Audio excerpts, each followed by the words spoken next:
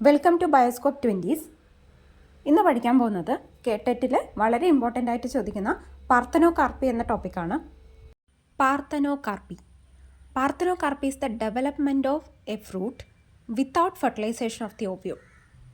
Fertilisation നടക്കാതെ fruits ഉണ്ടാവുന്നതിനെയാണ് parthenocarpy എന്ന് പറയുന്നത്.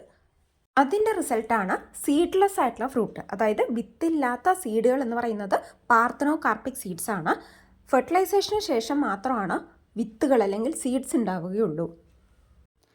ഇത് നാച്ചുറലി നടക്കാം, ആർട്ടിഫിഷ്യലി നടക്കാം. പാർത്തനോകാർപ്പി എന്ന് പറയുന്ന വേർഡിൻ്റെ മീനിങ് വെർജിൻ ഫ്രൂട്ട് എന്നാണ്. സീഡ്ലെസ് ആയിട്ടുള്ള ഫ്രൂട്ട്സിനെയാണ് പാർത്തനോകാർപ്പിക് ഫ്രൂട്ട്സ് എന്ന് പറയുന്നത്. ഫെർട്ടിലൈസേഷൻ ഉണ്ടാവില്ല, സീഡ്സ് ആബ്സെൻ്റ് ആയിരിക്കാം അല്ലെങ്കിൽ പുവർലി ഡെവലപ്ഡ് ആയിരിക്കാം. ആ സീഡ്സ് കൊണ്ട് അടുത്ത ജനറേഷൻ ഒന്നും ഉണ്ടാവില്ല. ഓവറി എന്തായിട്ട് മാറും? ഫ്രൂട്ടായിട്ട് മാറും. ഓവ്യൂളാണ് സീഡായിട്ട് മാറുക, സീഡ് ഉണ്ടാവില്ല. കോമൺ ആയിട്ട് ഹോർട്ടിക്കൾച്ചറൽ ക്രോപ്സിലാണ് ഇത് നടക്കുന്നത്. അടുത്തത് പാർത്തനോകാർപ്പിയുടെ ടൈപ്സ് ആണ് പറയുന്നത്. First one natural parthenocarpy, second one artificial parthenocarpy. Natural parthenocarpy എന്ന് പറയുമ്പോൾ ആ പേരിൽ തന്നെ ഉണ്ട്, അത് നാച്ചുറലി സംഭവിക്കുന്നതാണ്. ഇത് കോമൺ ആയിട്ട് നടക്കുന്നത് ബനാന, പൈനാപ്പിൾ, ഫിഗ്, ഓറഞ്ച് എന്നിവയിലാണ് നാച്ചുറൽ പാർത്തനോകാർപ്പി നടക്കുക.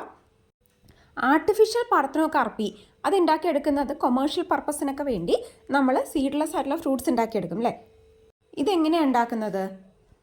പ്ലാന്റ് ഹോർമോൺസ് സ്പ്രേ ചെയ്തിട്ടാണ് ആർട്ടിഫിഷ്യൽ പാർത്തനോകാർപ്പി ഉണ്ടാക്കുക.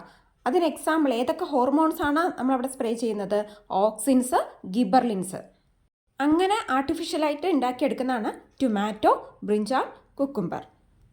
ആർട്ടിഫിഷ്യൽ പാർത്തനോകാർപ്പി മനസ്സിലായല്ലോ. അടുത്തത് വെജിറ്റേറ്റീവ് പാർത്തനോകാർപ്പി. നാച്ചുറലി പോളിനേഷൻ സംഭവിച്ചിട്ടാണല്ലോ സീഡ് ഡെവലപ്മെൻ്റ് ഒക്കെ സംഭവിക്കുക. പക്ഷേ വെജിറ്റേറ്റീവ് പാർത്തനോകാർപ്പിയിൽ ഫ്രൂട്ട്സ് ഉണ്ടാവും, പക്ഷെ അവിടെ പോളിനേഷൻ സംഭവിച്ചിട്ടുണ്ടാവില്ല.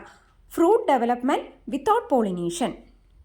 വെജിറ്റേറ്റീവ് പാർത്തനോകാർപ്പിയിൽ പോളിനേഷൻ നടക്കില്ല. എക്സാമ്പിളാണ് കുക്കുംബർ, പിയർ, ഫിഗ്. അടുത്തതാണ് സ്റ്റിമുലേറ്റീവ് പാർത്തനോകാർപ്പി. ഇവിടെ പോളിനേഷനൊക്കെ നോർമലായിട്ട് തന്നെ സംഭവിക്കും, പക്ഷേ ഫെർട്ടിലൈസേഷൻ മാത്രം സംഭവിക്കില്ല. അങ്ങനെ പാർത്തനോകാർപ്പിക്കാവുന്നതാണ് സ്റ്റിമുലേറ്റീവ് പാർത്തനോകാർപ്പി. അതായത് പോളിനേഷൻ എന്ന് പറയുന്ന സ്റ്റിമുലസ് അതിനാവശ്യമാണ്. Example grapes.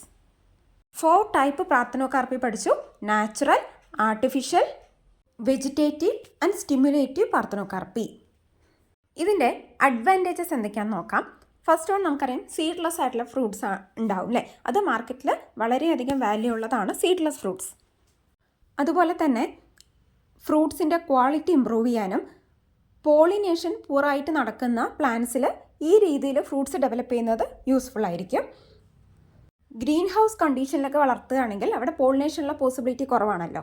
അപ്പോൾ അവിടെ ഇത്തരത്തിൽ പാർത്തനോകാർപ്പി ഫ്രൂട്ട്സ് ഡെവലപ്പ് ചെയ്തെടുക്കാം. ഹോർമോൺസൊക്കെ സ്പ്രേ ചെയ്ത് പാർത്തനോകാർപ്പി ഫ്രൂട്ട്സ് ഉണ്ടാക്കിയെടുക്കാം. പക്ഷേ ഇതിൻ്റെ ഡിസഡ്വാൻറ്റേജസ് എന്തൊക്കെയാണ്? ഈ പ്ലാന്റ്സിന് സീഡ്സിലൂടെ റീജനറേറ്റ് ചെയ്യാൻ കഴിയില്ല. അതായത് സീഡ്സ് ഇട്ടിട്ടാണല്ലോ അടുത്ത ജനറേഷൻ ഉണ്ടാക്കിയെടുക്കുന്നത്, അടുത്ത ചെടികൾ ഉണ്ടാക്കിയെടുക്കുന്നത്. പക്ഷേ ഈ പ്ലാന്റ്സിൽ അത് പോസിബിൾ അല്ല.